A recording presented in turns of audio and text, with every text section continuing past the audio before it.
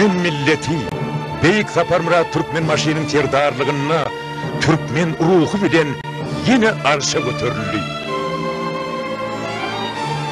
Bu 10 yılla miremel ınam bilen, ören çalt dep günne öňe gittik. Görlü beştilmedik bu ötüşe, Beyik Zaparmurat Türkmen maşy öz halkyna eltilmez güç beren duýsanç berdi. Garaşdyrdyk, baky bitaraplyk, ruhnama. Bu pikiri altın harpler bilen tariha yazdık. Altın asrın kapılarını açtık. Durmadık, öňe gittik, umit bilen işledik. 10 yılda 104 yıla den işin höddetinden geldik.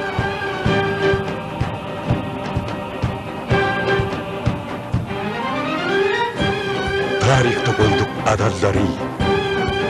Sünnül, bereket bilen doldurduk meydanları.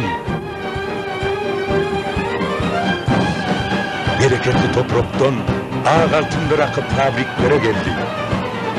Dünyanın yukarı hili Türkmen önümleri bilen geyinlerdi.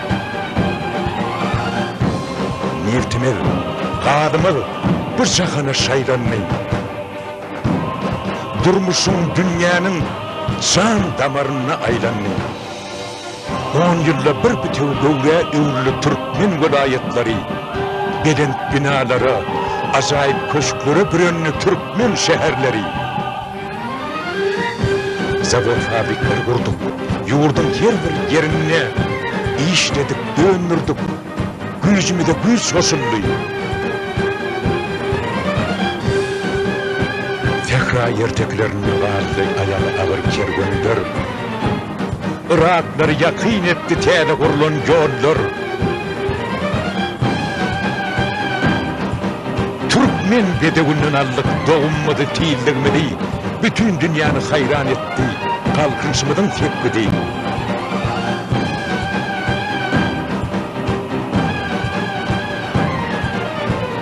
On yılda gözleri kamıştıran bir kudret dörüktük. Önümçülük ötüşünü dünyanın birincisi. Zamanları aşıp belen tepkiden tepkide gidiyen vakti.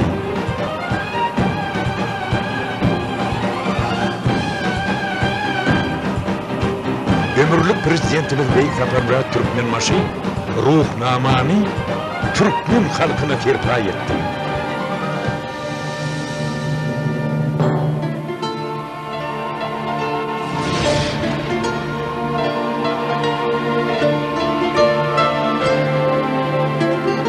Müňlerçe ýylyň eýedini, rowayetlerini, aksakal danadan durdyana paýgatyny getirdi bize ruhnama. Türkmenin anarxi 5000 yıl mundan odal Oğuz Han'dan gaýdýa. Biziň milletimiziň göz başynda duran Oğuz Hanlary.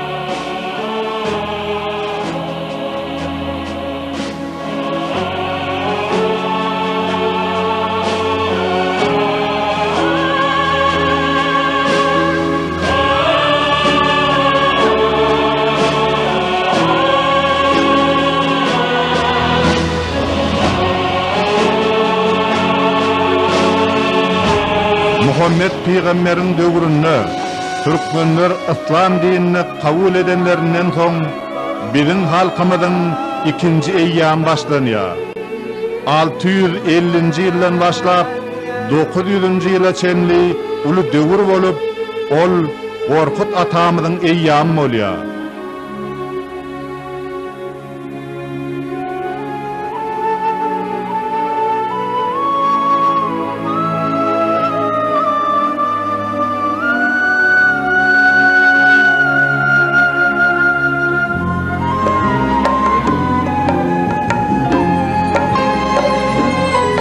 Halkymyzyň taryhynyň 3-nji eýýamy 9-njy asyrdan başlap 16-njy asyra çenlidir.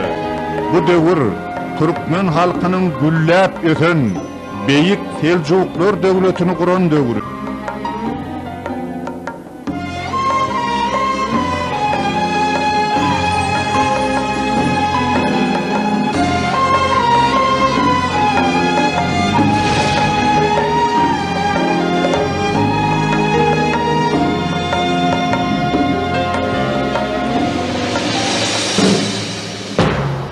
1277-nji ýylda Ertuğrul Gazi Türkiýe barýar. 1299-njy ýylda Osman imperiýasy döredilýär. O hem türkmenlere degişli döwletdir. Saparmurat Türkmenbaşy.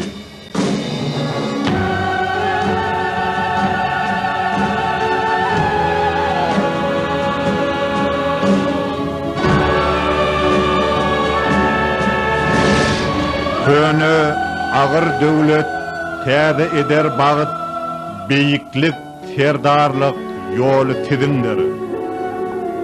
Ahire bir gün Türkmen halkynyň bagty çömelidir. Çünki milleti, watany, döwleti, bagy dünýä inerjek serdar ogla Oğuz Han'dan tä Magtumgula çenni barça ägirtler jebir çeken ilgun garaşýady.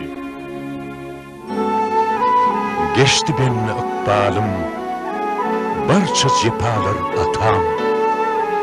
Arşa çıktı ahvalım, ferdar oğullu vatan. Gullura tarpani, kiçilere feyhuyni, hoş niyetliliği, dostluğu tattı o yerden.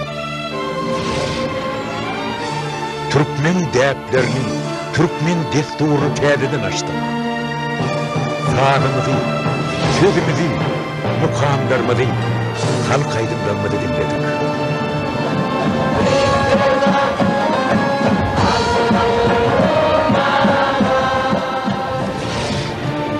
Birinci ködürlükler nağışladı ruhnama, Türkmen beydinin eli bilen.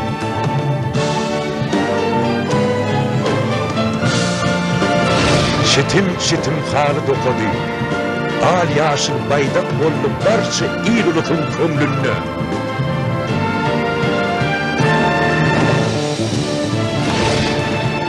Bize ölümüdü, öz kımmatlıklarımızı kaytarıp verdi. Onun bilen coşturdu, onun bilen yeni çarpaya gadli Türkmen ruhu.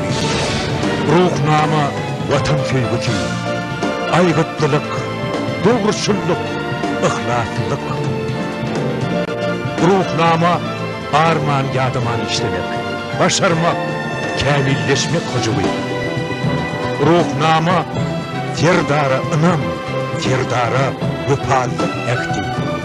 Ruhnama Türkmen halkının öçmez ruhi, ağertilerine varyan aydın yol görgücüdür.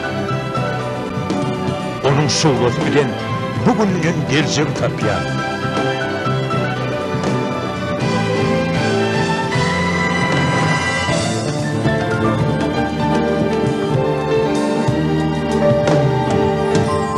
Üstünlükler, kudreti, öbürler altın gelecekte. Türkmen'in altın asır köylü dünya iner, Karog'nun cıvdalı çölünne.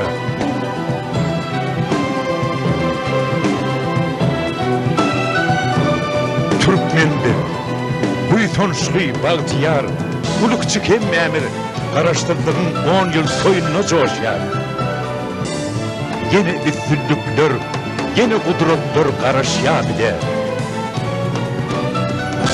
Ferdarımı beyik Saparmurat Türkmenbaşy, şam çırağımı ruhnama.